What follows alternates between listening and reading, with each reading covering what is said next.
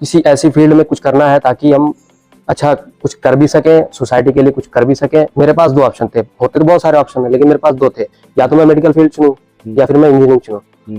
उनका ये कहना था कि तुम्हें जो करना है तुम करो दिल लगा के, बट किसी कारणवश नहीं हुआ सिलेक्शन। जो हमने सोचा है हमको वही सोचना चाहिए। जब आदमी खुद ही अपनी फील्ड चूज करेगा तो उसके लिए मेहनत भी करेगा। मैं जहाँ तक समझता हूँ कि बस वो लोग गाइडेंस करते हैं। सभी लोगों को मेरा सलाम आदाब।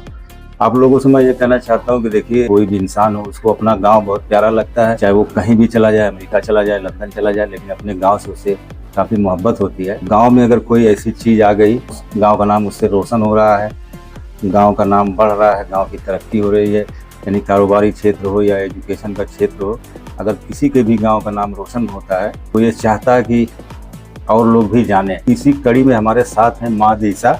सबसे पहले तो सभी देखने वालों का बहुत ही स्वागत है और वेलकम है।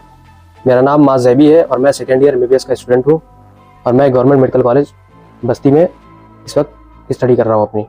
मेरे नीट 2024 में 660 मार्क्स थे विद ऑल इंडिया रैंक 16,841।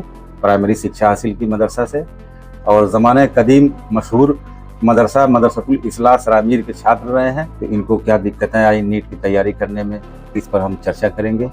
एक मदरसा का जो छात्र होता है जिसकी शिक्षा जो है प्राइमरी शिक्षा सेकेंडरी शिक्षा मदरसे से हो रही है, तो मदरसतुल इस्लाह बहुत ही मशहूर मदरसा है, बहुत ही पुराने ज़माने का है। कैसी पढ़ाई होती है उसमें और कितनी मदद मिली आपको नीट परीक्षा में? मेरी प्राइमरी और सेकेंडरी एजुकेशन मदरसे से हुई थी। जैसा कि मदरसा के बैकग्राउंड के लोगों को साइंस और मैथ से बहुत ज़्यादा उनको तारुफ नहीं होता उन सब चीज़ों का, लेकिन मदरसा इस्लाह पे थोड़ा बहुत NCERT की बुक्स पढ़ाई जाती थी। ऐसा नहीं था कि बिल्कुल ही चीज़ें वो सब नहीं थी, थोड़ा बहुत हम जानते थे।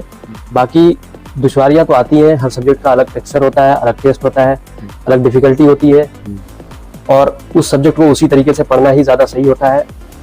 बाकी और मदरसों के हिसाब से उस मदरसे में इंग्लिश भी पढ़ाई जाती थी, साइंस भी पढ़ाई जाती थी, मैथ भी पढ़ाई जाती थी, 10th लेवल तक की सारी चीज़ें पढ़ाई जाती थी। तो ऐसा बिल्कुल ही हमारे लिए कोई बहुत नई चीज़ नहीं थी कि हम कुछ नया देख रहे हो, कुछ नया पढ़ रहे हो। दूसरी बात ये है कि मान लीजिए आप मदरसा में पढ़ रहे थे, मदरसतुल इस्लाह में, तो आपके दिमाग में कब आया, कैसे आया कि मुझे नीट परीक्षा की तैयारी करनी है, मुझे MBBS डॉक्टर बनना है?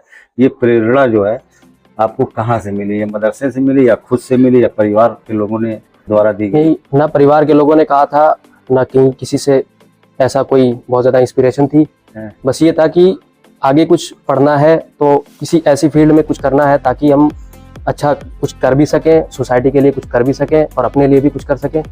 बस इसीलिए मैंने इसको चूज़ किया। मेरे पास दो ऑप्शन थे, या तो मैं इंजीनियरिंग करता या फिर मैं मेडिकल में करता।